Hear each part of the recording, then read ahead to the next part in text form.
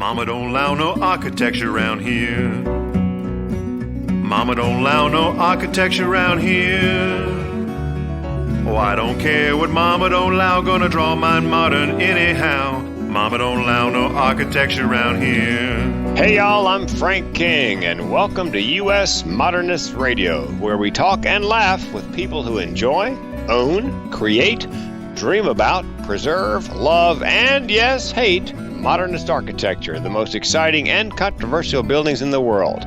Nowhere in the world celebrates modernism better than Palm Springs, California. Every February, they have a huge architecture and design festival called Modernism Week. A dazzling 10-day spectacle of architecture, martinis, lectures, art, architecture movies, parties, tours, exhibits, and the occasional plastic surgery gone awry. Our own George Smart was there talking poolside with keynote speakers, authors, and special guests during the entire week of Modernism Week. It's a tough job, but hey, I was busy, so somebody else had to do it. Support for US Modernist Radio comes from Realtor Angela Roll, your highly trained special agent for bringing modernist design expertise to buyers and sellers. You can reach Angela at angelaroll.com, that's roll, R-O-E-H-L, or give her a ring at 919-995-0550. Today we hear from a few states you might not associate with modernism, with George's guest, Adrian Kinney of Denver, Colorado, and later on, Marsh Davis, president of Indiana Landmarks. Wow, I didn't know Indiana had landmarks. We'll find out. Let's go to Palm Springs. This is George Smart with US Modernist Radio, here poolside at the Hotel Skylark in Palm Springs, California, during Modernism Week, the annual festival of all things modern architecture that's just, well, pretty incredible. We have guests here from all over the world, and my guest here this morning is Adrian Kinney. He was born and raised in Lakewood, Colorado, went to high school at Green Mountain High School. What was your mascot? We were the Rams. The Fighting Rams, yes. Okay. I was wondering if it's like the Fighting Architects or the Fighting Draftsmen. I wish. Or something like that. After graduation, he went to Fort Collins, where he attended Colorado State University and got a bachelor's in business administration with a concentration in real estate, which is convenient because he is a realtor now, specializing in modernist houses. He is also one of the co-founders of Denver Modernism Week, which is going to bring some of the same kind of style and opportunity for people to visit in Denver what they visit here in Palm Springs. So welcome, Adrian. Thank you very much. Thanks for having me. When I think of Denver and the Mile High City, I don't really think of modernism. What's there that we should know about? Most people have no idea that it even exists beyond a cow town. And probably the last 5 years or so, we've seen a huge influx of folks coming into the Denver metro area. Yearly, we've seen about 100,000 folks flocking into Denver. So it's been a pretty big run-in. Being a native there, it's been fun to watch the changes that's going on in Denver and how we're seeing different architectures come to light that really weren't part of the conversation before all of these people came in from both the coasts. My associate and I, in the last couple of years, have actually cataloged over 5,700 mid-century modern homes throughout the Denver metro area. Wow. And we're constantly growing that list as we find new ones. The biggest part of that was from about the early 50s to the late 60s. Denver itself was having a massive boom. Most of the U.S. was, and Denver was specifically above the national average. Modernists hadn't quite taken off at that point, especially in little cowtown Denver that it was. So we started seeing a lot of developers say, why don't we throw in one or two of these crazy California contemporaries as one of our model offerings? So because we had such a huge boom, they were able to build 2 or 3 of their 5 or 6 models as a mid-century modern or California contemporary. And because the stock was so high of those being built on the margin, we ended up with just an immense amount of mid-century modern homes. And on top of that, we have 5 or 6 noteworthy actual enclaves throughout the area, which I know are coveted out here in the Palm Springs area and throughout the nation. But having the full enclave, most of them have somewhere between 100 and 300 homes in each one of the enclaves. Well, let's start with one of those enclaves that people might have heard about, Arapahoe Acres. Yes, Arapahoe Acres. That is in Englewood, Colorado. It was the first one to get on the National Historic Registry. It doesn't have any protections, unfortunately. We're working with the neighborhood now to try to figure out a way to do that. It's a very coveted area to live in. And the homes there are absolutely the crown jewel of Denver, Colorado. Being at an Englewood, it's still kind of considered one of the suburbs. It's a suburb, right? Yep. And there's 124 homes that are there. It was essentially built by 124 different architects, and a lot of them are one-of-a-kind homes that they built one spec home. They were told to build them as a modernist style, told the architects what that was if they didn't have an idea at that time, and wanted it to be kind of the Colorado version of the California modern. Colorado being more of the stone, the woodwork, a little more of the harsher look, darker colors, but more homey feel, unlike here in Palm Springs where you see a lot more of the open, the whites, the shiny, the glossy.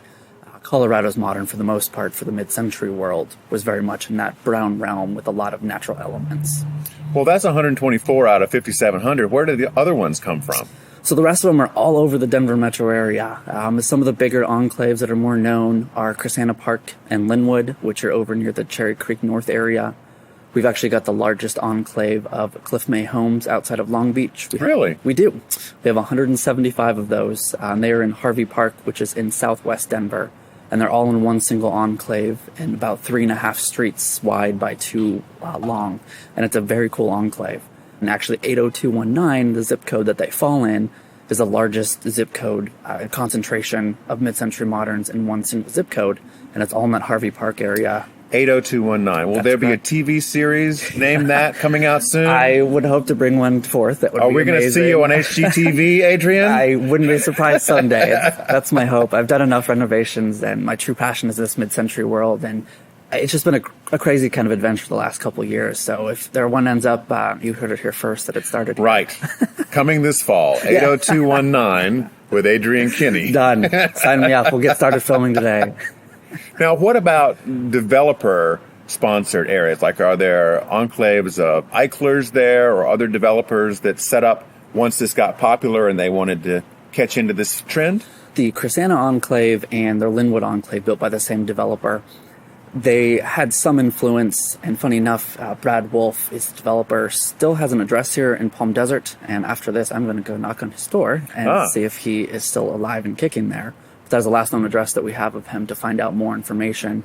You know, my next guest is this woman who calls herself I Am Not a Stalker. So maybe she could advise you on how to stalk. Appropriately address them, yes. And it's we found some good information on Brad Wolf, but he traveled the East Coast and West Coast, and a lot of folks call the Crisana houses the Eichler-influenced houses. We followed his travels to say that he did go through California at some point to look at the Eichlers, but he also had some East Coast travels. So it's hard to say that they're directly influenced, but maybe I'll find out today if they were. So he had the influence. He built those 2 neighborhoods. The Cliff Mays were dropped there by Burns, and Burns built those. Outside of that, Colorado was in a pretty big boom and bust cycle. The end of the 60s, along with the nation, there was kind of a recession that hit, as well as the recession that was in Denver proper. We hit the end of our cycle. We had the bust side of it. So we didn't have as many noteworthy folks, and even until 10 years ago, we were still the kind of flyover town. Folks would come into DIA and truck right through Denver and head up to the mountains instead. So for the most part, we got skipped over by some of the very known ones that were out of California. But we did have a lot of the influence, and so many of the homes here, the style was popular nationwide in Denver. They came to Denver. They ended up there. It wasn't a trend that was followed. It was because the cycle was booming and modernists happened to be popular that we had the good combo of those two to get so many homes in the area. Well, I'm happy to hear you're going to be doing Denver's version of Modernism Week. When is that going to be? So it's going to be the end of August. It's going to be August 18th through the 26th. We're launching it this year, so if you're coming out, it'll be a little bumpy to go, but we've got some really cool tours that are going to be happening. A lot of folks coming out to give presentations. A few of them actually from Palm Springs here have heard about it and do want to come out and check it out. So we're pretty excited to be able to showcase what we have in Denver, get it out to the community nationwide, as well as try to bring a little more of the folks into the fold that may have a mid-century in Denver and don't quite know what it is. Mm-hmm. Like I mentioned, we've cataloged about 5,700 mid-century modern homes throughout the Denver metro area. Is all that online? It is not. So actually that's a proprietary thing that we found to kind of keep my business going, but we do help clients that are looking for homes in certain areas to locate where the homes may be most pocketed and kind of target our searches in those areas.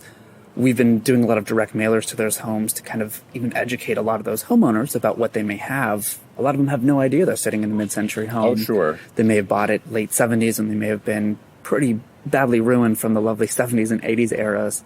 And underneath that carpet and terrible shag and bad paneling. Yes, we call those the blackout years. Yeah, we don't. And I remember talking to folks, and I don't know since the late 80s if we've had much of good years that weren't blackout years. The 90s weren't so favorable for home development, and 2000s onward, we haven't seen too much great architecture come out of it yet. Now, Denver, of course, has its, quote, new airport, which is 20-some years old now, maybe 25. Yeah, it makes me feel old. And the previous airport was called Stapleton. That's correct. It was the Mile High Airport. Yep.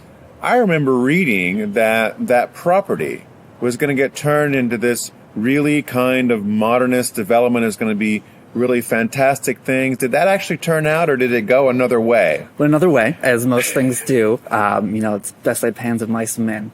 A lot of what we're seeing in Denver is kind of falling under this purview is... we're going through a huge boom right now. Like I mentioned, we have 100,000 people a year coming into the Denver metro area. We're having a housing crisis in the sense that prices are going up too fast. In addition, we just don't have enough stock. I know that's a lot of kind of a nationwide problem we're seeing now, but a lot of folks that are sitting on equity in their homes aren't wanting to leave them. So there's nowhere for them to then go to because the prices are so high on the other side. So because the kind of crunch on that is happening, we're just seeing a lot of pretty crappy developments coming up that you're seeing a lot throughout the U.S. where they build a very tall 3 to 4 story townhome. Usually one side of it's attached or it's freestanding that doesn't have much true design. They may look nice from the outside in the modern perspective, but the actual ability for them to be used as a true modernist home should have been used. Are these single-family structures, or are they like duplexes, or what do they look like? Most of them are single-family homes. There's a couple duplexes coming in, but the Stapleton area, where this airport was, is a big area where a lot of land was, obviously. And they're turning over to be these, I just call them god-awful homes. They're just not very pretty. They don't have much practicality. Folks that are trying to downsize, these things are still 3,000 to 4,000 square feet most of the time.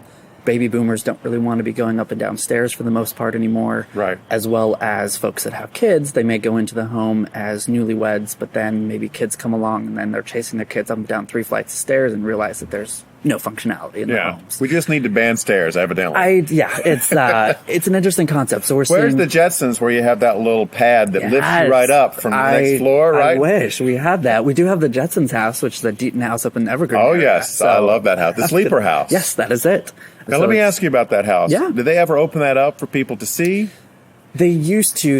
I have a good friend who does the modern Christmas tree, who has a pretty big history in mid-century modern. He was able to actually get a photo shoot there of his Christmas tree.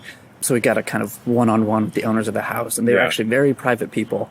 So we were trying to work with them to see if we can do some type of fundraiser to get folks through the house because it is such a great home. Oh, yeah. And the folks that did purchase it, the current owners, have actually done an absolutely phenomenal job in restoring it and actually adding to its value. They actually picked it up at an auction for, I believe it was $1 million or so. And it's been through several hands. Yes, and they finally got it to the correct hands that are putting a good amount of money into it to preserve it and keep the architecture correct and just make it the site that it is on the hill. Now, this is a cultural reference I'll leave to our listeners to Google, but have they fixed the orgasmatron in this house? Are you familiar with that? I am not. Oh, yes, from the movie Sleeper. Okay, I've heard of it. I've not seen it yet. There was this chamber that Woody Allen and Diane Keane could walk into, and it was like 4 seconds later they would put the running gag That's in amazing. the movie Sleeper, right. that it was in this house. So I'm sure they get asked that question all the time. True. I'll have to poke with my friend and see if he's asked them that, if it's fixed yet. Yeah, it's early 70s. Okay. Yeah, I'm sure it's on Netflix or something. Yes. Yeah, the reference is not lost in Denver. Everyone does call it the sleeper house. I call it the Jetsons, just knowing it from the era. And now, the Deaton house behind it because I know who built it. But it's a pretty cool place. And it's and Deaton did, I think that was his most famous house. But he did a number of banks. He did. In the area? Yep. So actually another one in Englewood, which again, where Arapahoe Acres is located. There's a bank there. It was called the Key Bank building when it was built. And actually, again, one of my good friends was able to get the designation for it. So it's on the historic registry. And we finally have a bank that's in there that actually appreciates the architecture and understands they can actually get value from it. They're kind of showcasing it as their bank. So folks want to bank there, go into this amazing lobby. And it will be actually part of the lead up to the tours for our Denver Modernism Week. and we're excited to be able to see this place. They're looking at potentially doing the renovations on it to bring it back correctly to how it was.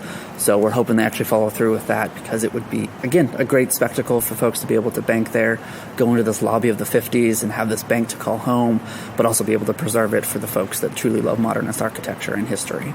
Now, you've been getting into modernism yourself. You had a Cliff May house? I did. So my partner and I had a condo to start, and then knew it was time to move to another house. We wanted something a little more noteworthy, so we did our research, figured out over time that we actually love mid-century modern. We started off knowing we loved modern, but the steel and glass was a little harsh with us, mixed with the concrete.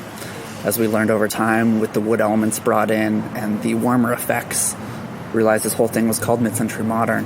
So we started looking in Denver for areas that may have these, and we stumbled across a Cliff May.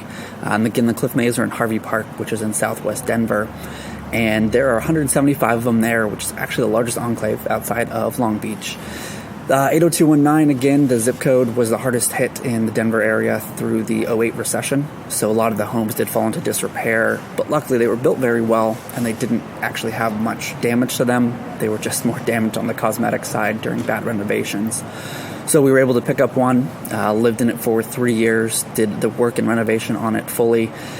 Absolutely loved living there, the way the homes flowed. Though they were tract homes, the design elements that Cliff May and Chris Coate, who was the architect that was truly licensed, the work and ideas they put into these homes was, I mean, leaps and bounds comparing it to the KB homes of today, which are essentially tract homes of today's world. Just the thought that they put into these simple homes was amazing. Amazing. And again, being just tract homes of today that you could expand and add on to, they're stunning.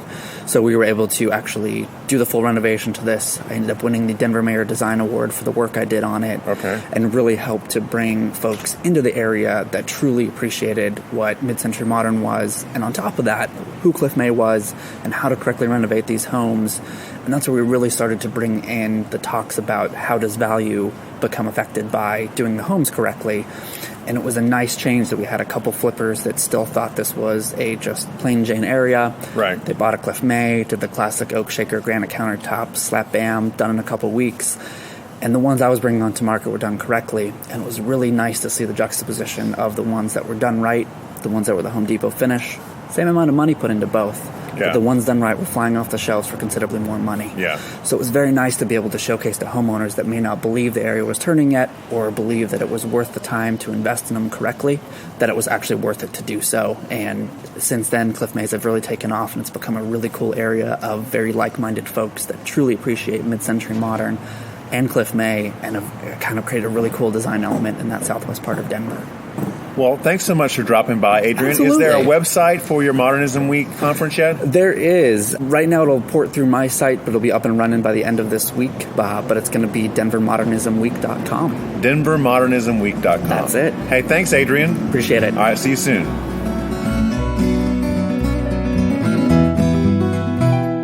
Stay with us. There's more to come from US Modernist Radio at Modernism Week.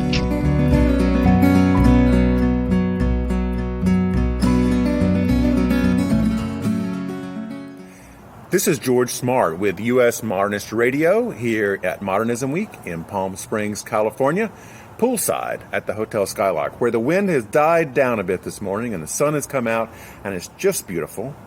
My guest is Marsh Davis, who is president of Indiana Landmarks, a longtime preservationist who's worked to save several wonderful buildings in Indiana. He co-wrote the book 99 Historic Homes of Indiana, A Look Inside, and he is also, interestingly, a founder of the National Barn Alliance and originated the long-standing Barn Again in Indiana program, which I think is a wonderful slogan. Welcome, Marsh.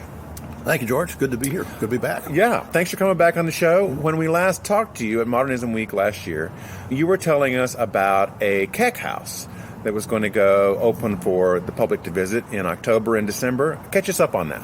Yeah, well, the Chicago Bauhaus and Beyond people have been really wonderful to help support our efforts. We were trying to save a Keck-designed house in Indiana that was part of the Chicago World's Fair. The House of Tomorrow was featured last year at this conference.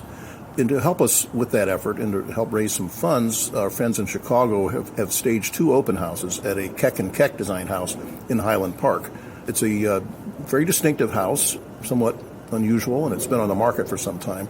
But the house is wrapped around an interior swimming pool. It has a retractable roof. Oh, wow. What was that? Retractable roof? What year was this design? Oh, I believe it was in the late 50s. Holy cow. But it's very intact, a wonderful property for someone interested in a distinctive house with a swimming pool in the middle of it. But it's a charming neighborhood. The last time I was there was the first weekend in December, and it was a day like this. It was just remarkably beautiful. So that has helped us raise awareness for the House of Tomorrow project. And meanwhile, progress on that has been really outstanding. We have a wonderful team based in Chicago, architecture team, engineers, sustainability consultants are helping us design the future of the House of Tomorrow, which was a very distinctive all-glass house designed for the 1933-34 World's Fair in Chicago, the Century of Progress show. Well, I understand Indiana is kind of becoming the go-to destination for World's Fair and Expo houses. Well, we have a handful of them up in the Indiana Dunes from the Chicago World's Fair, and so we like to think that we have a Chicago landmark that just happens to live in Indiana, and we're trying to build support for our preservation program there. But the World's Fair houses that we saved in the Indiana Dunes National Lakeshore is really a wonderful public-private partnership we have with the National Park Service. I think it's a model that other preservation organizations should follow. There were 5 really distinctive houses, part of the Chicago World's Fair, that were modern in every respect with materials and design, unconventional, and these were open to the public to show how houses in the future could be designed and how people could live differently. After the fair closed, a developer in northwest Indiana, a guy named Bartlett, moved these houses by way of barges on Lake Michigan, barged them across the lake and put them up in a community he was developing called Beverly Shores. And over time, these houses, they had been occupied, but the maintenance was somewhat spotty and they began to deteriorate. Meanwhile, the National Park Service was creating a much larger area called the Indiana Dunes National Lakeshore, and the plans were to demolish these houses. And that's where we stepped in and said, instead of demolishing them, how about if we could lease them from you and then find tenants or sublessees who would carry out the restoration at their own expense.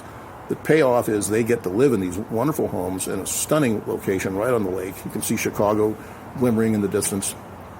In exchange for that, they have to pay for the restoration.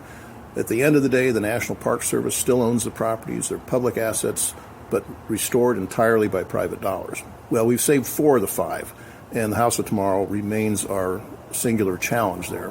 And we're not where we need to be yet with the funds raised, but we've laid the groundwork for a stellar restoration project, working with a team of BKL architects in Chicago, chaired by Charlie Hasbrook. Many of your listeners may know of Wilbert Hasbrook, his father, who was a legendary architect, but had the most wonderful architectural bookstore in the country called Prairie Avenue Books. It went out of business maybe a decade or so ago, but that was Charlie's father, Wilbert, who just passed away, I think, about a week ago. Now, if people want to contribute to saving this house, how can they do that? Well, the best way would be to simply go to the Indiana Landmarks website, which is indianalandmarks.org, and that's where you can find about the House of Tomorrow. We're at the point now where we've devised plans to restore the property, but we want it to be functional in a modern sense. When the house was built, it was kind of experimental. Glass houses, this was a prototype of a glass house, and it didn't function very well in the summer. In fact, they had to close it for some weeks because of the heat. So we're trying to take the basic concept of this house, but bring it up to date with modern technologies and to make it really a sustainable property. Now, do you have a tenant lined up for that one yet? No, this one, our plan right now is to do this a little differently. The tenants in the other World's Fair houses are long-term tenants, whereas I think the leases are 25 or 30 years. In this case, we want more people to be able to experience living in this house, so we'll have much shorter leases. At least that's the plan now. Meanwhile, we are working with the National Park Service on these architectural plans, trying to get the glass right. We want it to look as closely as possible to the way it looked in 1933. How much do you need financially to pull this off at this point? Our working budget, and you know how budgets are with historic properties. Right. My rule is, well, just double it. But I think our reasonable working budget right now is about $2.5 million. Okay. Originally, the house cost like $10,000 to build back in the in the day. I don't know that. I don't know that number, but I know that people paid 10 cents to walk through it at the fair. So that's how it usually is. Yeah. It's cheap to build and expensive to restore. And a lot of the materials though were contributed by the suppliers. I mean, because it had glass was a big part of the house. There was even I think one of the world's first dishwashers was installed. I think it was at General Electric. So, really? So these companies were promoting their products as well, so that kept the cost down. We'd love to do something like that now with the restoration, if we can get glass companies, steel fabricators, and others to donate their services and their products in exchange for the recognition and the joy of saving this great landmark. Sure.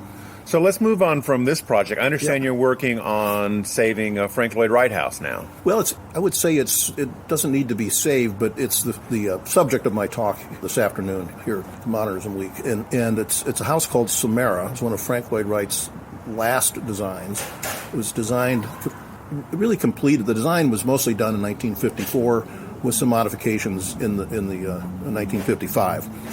But what I'm trying to convey is not so much the story of Frank Lloyd Wright, which is pretty well covered by many people, but to talk about this very special relationship between the client, who's this man named John Christian, who was a professor of pharmaceutical chemistry and bionucleonics at Purdue University, a brilliant man in his own right, but he, in a way, subordinated his way of life in his home to Frank Lloyd Wright, and in the process, he fully realized Wright's designs for his house, which is, Wright would specify virtually everything. The furniture, the fixtures, even down to the plates. Exactly. The flatware, the toilet paper holder.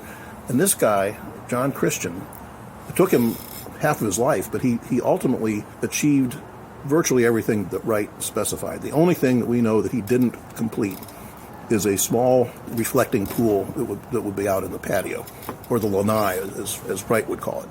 But it's an extraordinarily intact house, and because we believe it's the most fully realized of all the Frank Lloyd Wright Usonian houses. The Usonians began in 1936 with the Jacobs House up in Milwaukee. Okay. And that was Wright's mid-century contribution to so-called affordable housing. These were modestly scaled homes with flat roofs and mostly carports, no garages, and no basements, and mostly modestly scaled. But this one, of the roughly 120 Usonian houses that Wright designed, we believe, based on all the research that's been done, that this is the most fully intact and fully realized of all of them. So if it's in that good a shape, why are you guys getting involved? Well, we're charting a future for the house. That is, in today's world of declining house museums, and people are looking at things differently. So John Christian, years ago, set up a trust, a family trust. It's called the John E. Christian Family Memorial Trust. I'm honored to serve as president of that trust because it's closely aligned with Indiana landmarks. We've been working hand in glove for really more than 2 decades with Dr. Christian in charting a future for this house. So he established this trust, which now owns all the contents of the house, all the furnishings that he donated over time to the trust.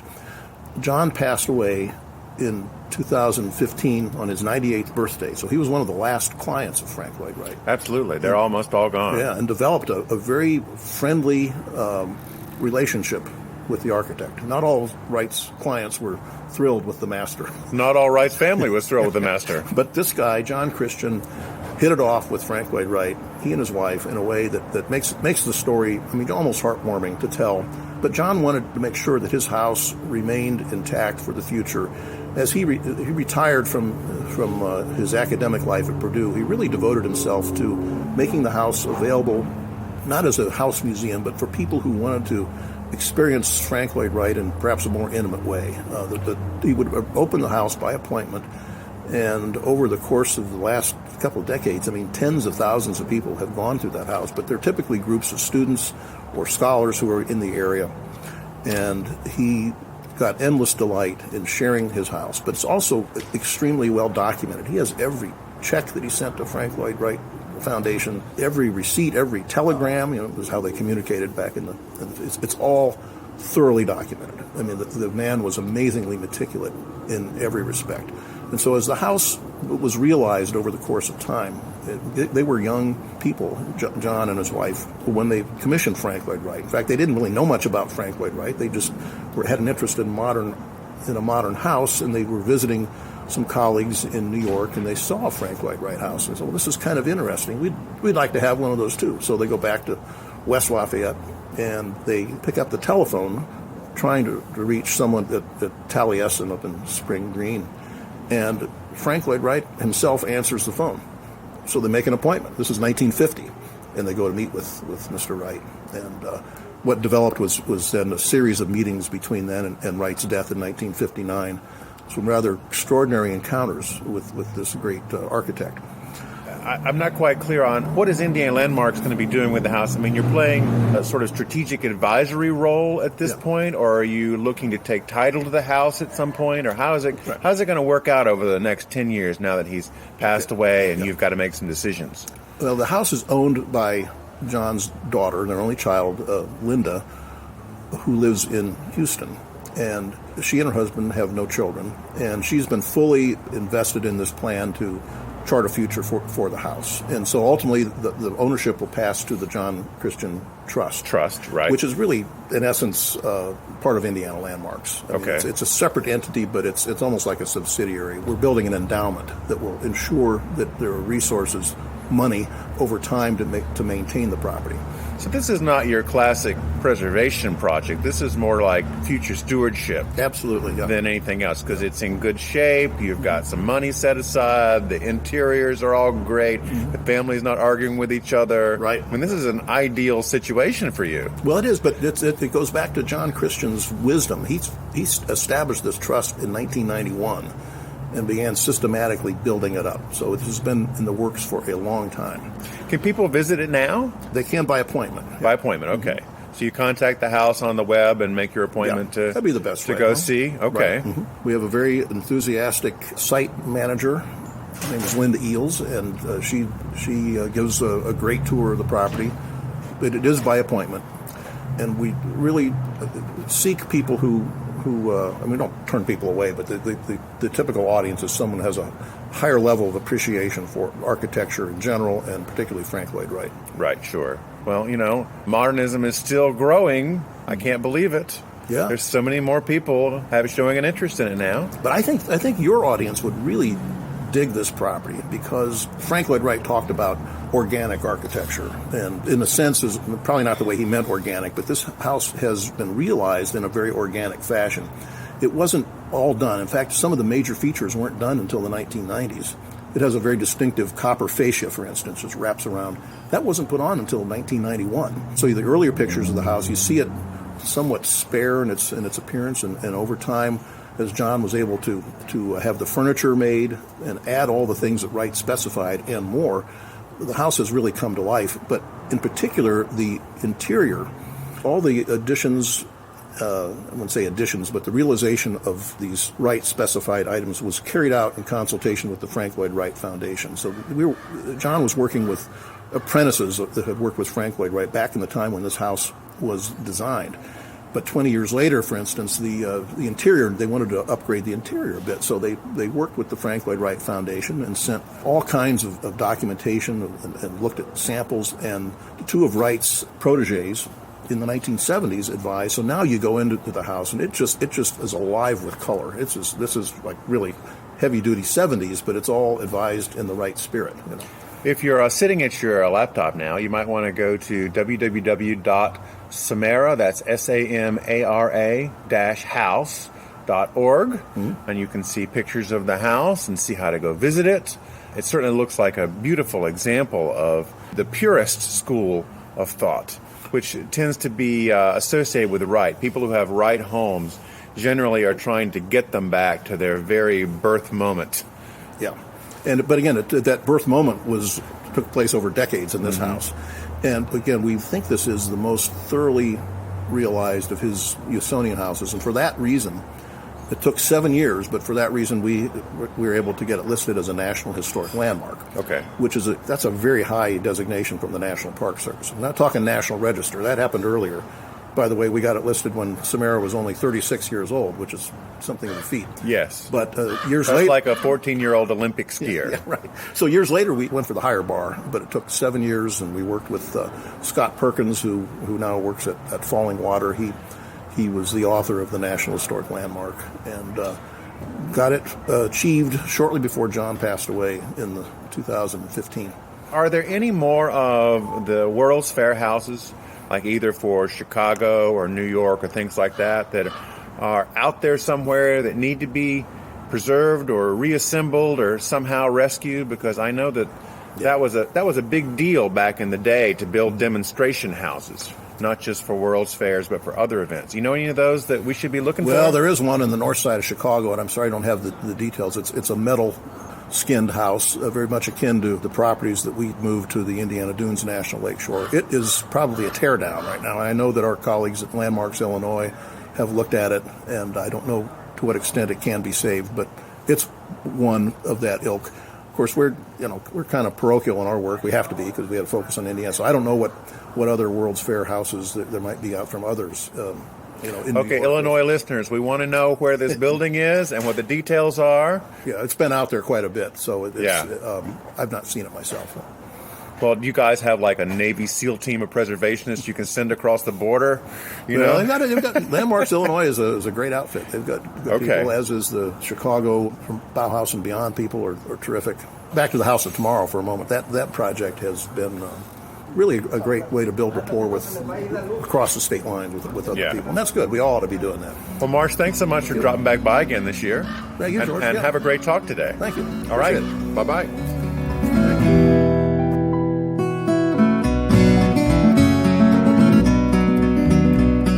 As always, thanks for listening. Hey, want to go to Modernism Week in Palm Springs next year and hang out with the cool kids? Plus George Smart? Send an email to george@ncmodernist.org. US Modernist Radio is underwritten by Angela Roll, your special agent for Modernist Houses. You can reach her at 919-995-0550. Okay, Tomas, take us out. Visit USModernist.org to listen to previous shows and discover our massive mid-century modernist archives. US Modernist Radio is produced by Soundtracks Recording Studios in Raleigh, North Carolina. Our theme song was performed by George Smart and Robinson Earl. Cindy Stratton, not a real name, researches guests from a secret underground bunker very close to Whole Foods. US Modernist Radio is a production of Triangle Modernist Archive, a nonprofit educational organization for the documentation, preservation, and promotion of modernist residential design. I'm Tom Guild. Stay tuned for more shows from Modernism Week on US Modernist Radio.